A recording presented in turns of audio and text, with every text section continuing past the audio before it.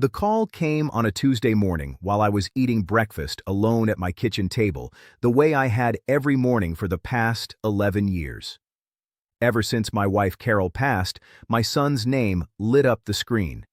I remember thinking that was strange because Daniel never called before noon. He was not a morning person. He had never been a morning person. At 34 years old, he still slept until 10 or 11 most days, and I had long since stopped commenting on it. I picked up Dad, he said. Hey, so Vanessa and I have some news. I set down my fork. I felt something warm move through my chest, the kind of feeling a father gets when he already knows what the news is before the words arrive. I had been waiting for this call for a while. Vanessa had been looking different lately. I had noticed, but said nothing, waiting for them to tell me on their own terms. She's pregnant, I said. There was a short pause. Yeah, Daniel said. 14 weeks. We've known for a while. We just wanted to wait until we were sure. 14 weeks. I did the math without meaning to. They had known for over 3 months. They had sat across from me at Sunday dinners, accepted the checks I wrote without comment, and said nothing. But I swallowed that. It was their news to share when they were ready. I told myself that. Congratulations, son, I said, and I meant it completely. That's wonderful. I'm going to be a grandfather. Daniel laughed a little. Yeah, Dad, you are. We talked for about 10 minutes. He mentioned a gender reveal party they were planning. Something small, just close friends and family. He said he'd send me the details. We hung up and I sat there at my table for a long time looking at the backyard. Carol had planted with rose bushes before she got sick. And I felt something I hadn't felt in years. I felt like the future was real again. I should tell you who I am so you understand what comes next. My name is Harold.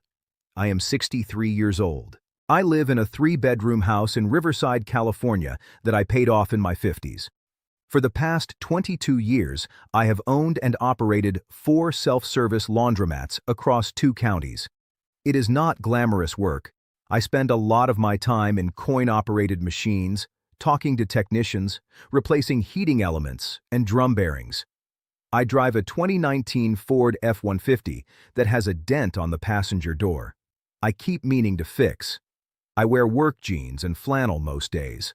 I look exactly like what I am, a working man who did well for himself quietly without making much noise about it. What most people do not see is that those 4 laundromats combined generate about $280,000 a year in net income. I own the buildings. I own the equipment outright. I have no debt. Carol and I built that from nothing. 1 machine at a time, 1 lease at a time, working 7 days a week for years before it became something that could run mostly on its own. Daniel grew up knowing we were comfortable. He did not grow up knowing how comfortable. That was my first mistake. I think I wanted him to have a normal childhood. Not a child who thought money was something that simply appeared.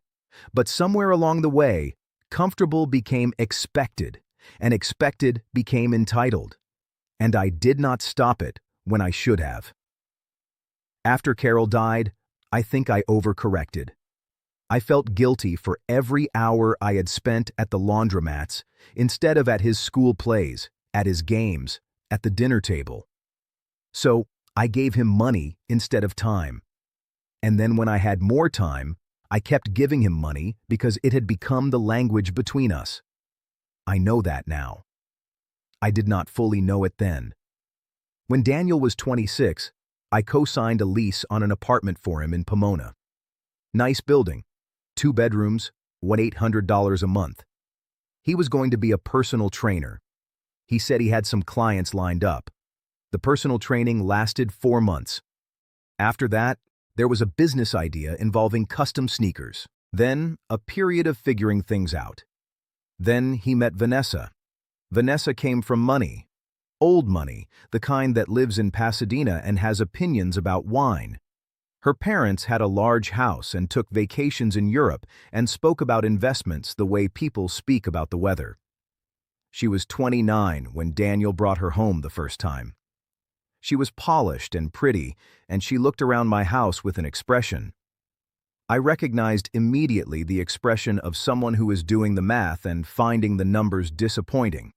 She was not rude to me. She was something more difficult than rude. She was pleasant in a way that kept me at arm's length.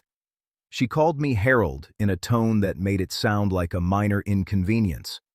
She spoke to Daniel about his potential in front of me as if I were not the one who had been covering his rent for 3 years. I tried. I want to be honest about that. I brought them dinner.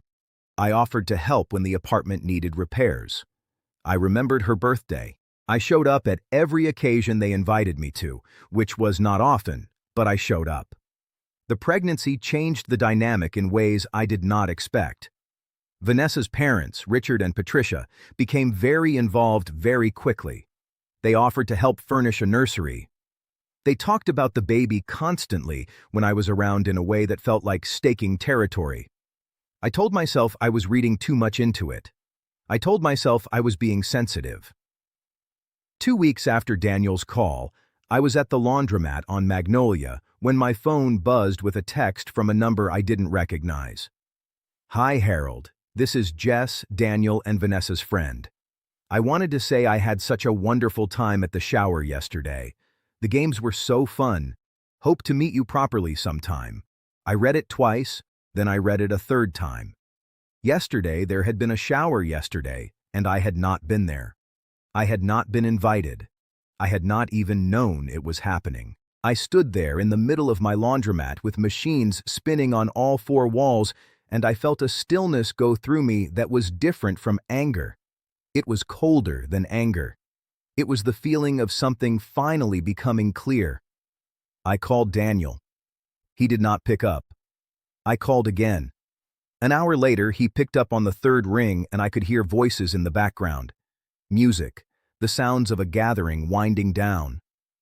"Dad, hey, sorry, it's been kind of a hectic day. Was there a baby shower today?" I asked. The background noise seemed to change. I heard him move to somewhere quieter. "Dad, Daniel, was there a baby shower for your child today?" And I was not there. He was quiet for a moment. Then he said it was just something Vanessa wanted to do with her side, her friends and her parents. It wasn't a big thing.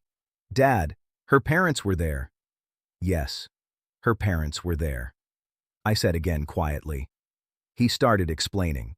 The words came out the way words do when someone has prepared them in advance. "Vanessa just wanted something intimate. You know how her family is. They have a different social circle. She was worried it would feel awkward mixing the groups. It wasn't about you. We're going to do something with you separately, something smaller." I listened. I let him finish. When he was done, I said, "Okay, son. I understand." And I hung up. I understood perfectly. I drove home. I sat in Carol's garden for a long time looking at the roses she had planted. And I thought about all the things I had done for Daniel, not because he had asked, but because I had wanted to, because I thought that was what love looked like. I had paid his rent for 3 years. I had given him $22,000 when he and Vanessa moved into their current house in Ontario because they were short on the deposit and first month and needed furniture. I had paid off a credit card balance of $8,400 the previous year because Vanessa had called me crying saying they were going to be sent to collections. I had never once asked them to pay me back. I had never put a condition on any of it, and I was not acceptable to be seen with at a baby shower. I did not cry. I want you to know that. I thought I might. I sat in that garden for 2 hours, waiting to feel devastated. But what I felt instead was something quieter and more permanent, like a door closing very slowly, very gently, with a soft and final click. I called my accountant the next morning. Then I called my lawyer, a man named Gerald, who had handled Carol's estate and who I trusted completely. I told him I wanted to update some documents. He asked a few questions. I answered them. He said he'd have something for me to look at by the end of the week. Then I waited. I did not call Daniel. I did not bring up the shower again. When he texted me a few days later asking if I wanted to grab lunch, I said I was busy at the laundromat, which was true. I was always busy at the laundromat. The call I had been half expecting came on a Friday evening 5 weeks later. It was Vanessa. She did not call often. When she did, it was always about something specific. This time her voice had the particular texture it got when she wanted something slightly warmer than usual, slightly more effort in the friendliness. "Harold, how are you? We've been thinking about you. We have been thinking about you." I almost smiled. "I'm well, Vanessa. How are you feeling?" We talked for 3 minutes about the pregnancy. She was doing well. The baby was healthy. They had found out it was a boy. She mentioned this almost as an aside. The way you mention something to someone you assume has no strong feelings about it. Then she said, "So, Harold, I wanted to talk to you about something. We've been going through our finances, and with the baby coming, there's going to be a lot of expenses. Daniel and I were wondering if you might be able to help us out. We need about $15,000 for the nursery and some medical costs that insurance isn't covering, and just to have a cushion going in." $15,000. I let the silence sit for a moment. "Can I ask you something, Vanessa?" "Of course. Was I invited to the baby shower last month?" There was a pause, shorter than Daniel's had been. She recovered faster. "Harold, that was something I really wanted to address with you. It was just meant to be a small thing with my close girlfriends. Richard and Patricia were there." I said, "They're my parents. I understand that. I'm asking you a direct question. Was I invited to the shower, celebrating my grandchild?" Another pause longer. This time we felt like the groups would be different, and it might be uncomfortable because of how I present myself. I said it was not a question. She didn't answer that directly. She said something about different social circles, about Vanessa's friends being used to a certain kind of setting, and I listened to all of it with the same calm I had been carrying for 5 weeks. When she finished, I said, "Vanessa, I appreciate you calling. I need to think about this." She seemed surprised. I didn't say yes immediately. She said, "Of course, take your time." And she said she hoped we could move past the shower misunderstanding. And she said, "Daniel really loved me, and they both wanted me in their lives and the baby's life." I said, "I know you do. I'll be in touch." I called Gerald that same evening. What I had put in motion 5 weeks earlier was not complicated. I had simply made some adjustments. The property I own, my house, and the 4 laundromat buildings I had placed into a trust. The trust had a clear structure. What I gave to Daniel going forward would be designated as loans, not gifts, with documentation. The $22,000, the $8,000, $400, the other smaller amounts. Over the years, Gerald had helped me prepare a formal accounting, not to sue anyone, not to be cruel, just to have a clear record of what had been given and what the real balance looked like. The total going back 6 years was a little over $67,000. Gerald sent a letter, certified mail, professional, calm, factual. It outlined the amounts. It stated that going forward any financial support would be structured as a formal loan with written agreement and repayment terms. It noted that the existing $67,000 was being reclassified accordingly and that a repayment schedule could be arranged at mutual convenience. I did not call Daniel before the letter arrived. I did not warn them. I imagined the morning they received it. I have thought about it many times. Daniel called me within 2 hours of the letter arriving. His voice was different from any voice I had heard from him before. The comfort was gone from it. He sounded young in a way that made me sad. Not young like a child, but young like someone who has just discovered that the ground beneath them is not as solid as they assumed. "Dad, what is this?" "It's a letter from my attorney." I said, "I can see that." "Why? Why would you do this? What is happening?" I was at my kitchen table again. Same table where I had taken his call about the pregnancy. Same view of Carol's roses. "Son," I said, I love you. I have loved you your entire life. I have given you everything I was able to give you, and I gave it because I wanted to, not because I wanted anything in return. But I need you to understand something. I was not invited to the shower for your son, my grandchild, because your wife was concerned about how her friends would perceive me. And then 5 weeks later, I was called and asked for $15,000. I need you to sit with those two things together and tell me how that is supposed to feel. He was quiet for a long time. Dad, the shower, that was a mistake. Vanessa knows that. We both know that. We should have it was not a mistake, I said gently. A mistake is forgetting to send an invitation. What happened was a decision. Someone decided that I was not the right fit for that room. I understand that. I'm not angry about it anymore. But I am not going to continue to be a financial resource for people who are embarrassed to have me at their table. That's not Dad. That's not fair. The letter is not a punishment. I said it's just honesty. It's the truth of what our relationship has been written down on paper. I have been your father and I have been your bank, and I made a mistake years ago by letting those two things blur together. That is my fault as much as anyone's. I should have helped you build a life, not funded one. Daniel said a lot of things after that. He said I was overreacting. He said Vanessa would apologize. He said they were going to have a baby, and this was the worst possible timing. He said he needed me right now. Not some legal letter, not some new financial arrangement. He needed his father. I said, I'm still your father. That part doesn't change. But I am done being your wallet. The silence that followed was the longest one yet. I can't pay back $67,000, Dad. I know that. I said, I'm not expecting you to pay it back tomorrow or this year or maybe ever. That's not the point. The point is that from this moment forward, we are going to be honest with each other about what we are and what we're not. If you need help, you ask me directly. You look me in the eye and we make an agreement like adults.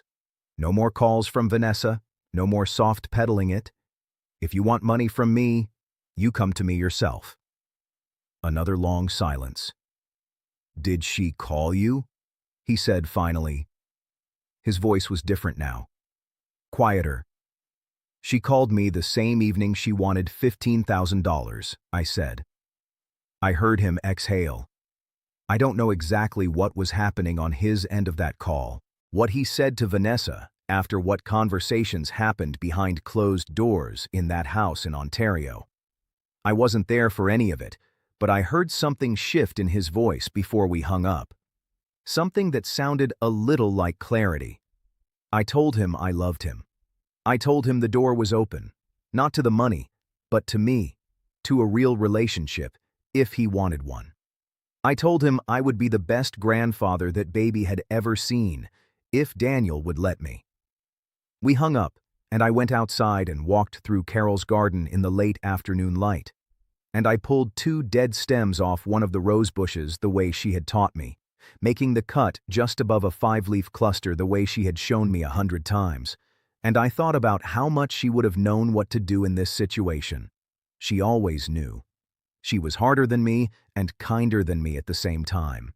And she would have said what needed to be said 10 years before I got around to it. I stayed in that garden until the sun went below the fence line. The following weeks were quiet. Daniel did not call. Vanessa did not call. I went to the laundromats. I had lunch with my brother Ray, who is 68 and retired and thinks I work too much. And I told him what had happened. Ray listened to all of it without interrupting, which is unusual for him. When I finished, he sat back in his chair and he said, "You should have done that 5 years ago." I said, "I know." He said, "You feel better?" I thought about it and said, "Yes." He said, "Good. Now eat your soup." Daniel called on a Sunday afternoon about 3 weeks later. His voice had settled into something I recognized from when he was younger. Something more honest in it, less performed. He said he wanted to talk, not about the money, just to talk. We met for coffee at a diner in Fontana, halfway between his house and mine. He was there when I arrived, which was unusual. Daniel had been late to almost everything his entire adult life. He was sitting in a corner booth with his hands around a mug, and he looked tired in a way that had some truth in it. We talked for almost 3 hours. He told me things I had not known that he had felt for years. Like he was failing some version of himself he had never quite been able to picture, that Vanessa's world made him feel like he was always catching up, always one step behind, and that my money had been the thing that let him pretend he wasn't, that he had known some part of him that it wasn't right, that he had not been able to look at himself clearly, because looking clearly would have required him to do something hard. I listened to all of it. I did not say I told you so. I did not need to. I told him what I should have told him 10 years earlier when he was 24, and I could still have shaped something. I told him that I had made him a softer version of himself by never making him uncomfortable. I told him that was my failure, not just his. I told him that I had confused giving him things with giving him what he actually needed, which was resistance, the good kind, the kind that builds something in a person. He cried a little. I am not embarrassed to say I did too. We did not solve everything that afternoon. We did not arrive at some perfect understanding. But we were honest with each other for the first time in a very long time. And that was something. That was more than something. He told me Vanessa had been different since the letter arrived. More quiet. He said she had called her parents, and the conversation had not gone the way she expected. Apparently, Richard and Patricia had some opinions about the shower situation that were not entirely sympathetic to her side of it. He said she hadn't brought up the $15,000 again. When we got up to leave, he hugged me in the parking lot the way he hadn't since he was a teenager. A real hug, not the shoulder pat. I held on for a moment longer than usual. I drove home on the 10 freeway with the windows down, the way I used to drive in my 30s when everything still felt like it was ahead of me. I passed a strip mall that had one of those franchise laundromats, the big corporate kind with the bright yellow signs, and I thought about the first machine I had ever bought, a used front-load washer from a closing laundromat in Cololton, paid for with savings. Carol and I had spent 2 years building, hauled in the back of a borrowed pickup at 7 in the morning on a Tuesday in March 1998. 22 years of 6 a.m. starts and burst water lines and negotiating with property owners who thought I was going to fail. 22 years of showing up to things not in pressed shirts but in clothes I could work in because the work was real and the work was mine, and I never needed anyone to be impressed by it. I thought about Vanessa's friends at that shower in their nice clothes, and I thought about how little they knew about anything. And then I thought about a baby boy coming into the world in about 3 months. A little boy who would carry some part of Carol in him, the shape of his hands maybe, or something in his eyes. And I felt something unlock in my chest that had been closed for a long time. I had made mistakes. I owned them. I was not the same man I had been a year ago, or 5 years ago, or 10. I had spent a decade filling a hole in myself with money that belonged to someone else's life, and I was done with that. I took the Riverside exit. I passed the laundromat on Magnolia, the first one I had ever bought a building for, and the lights were on inside, machines running, somebody's clothes going around and around in the drum. I have a grandson coming. His name is going to be Owen. Daniel told me that at the diner. He said they had picked it partly because Carol's maiden name was Owen, which I had not known he even remembered. I think Carol would have liked that very much. I know I do. Thanks for watching my video. Or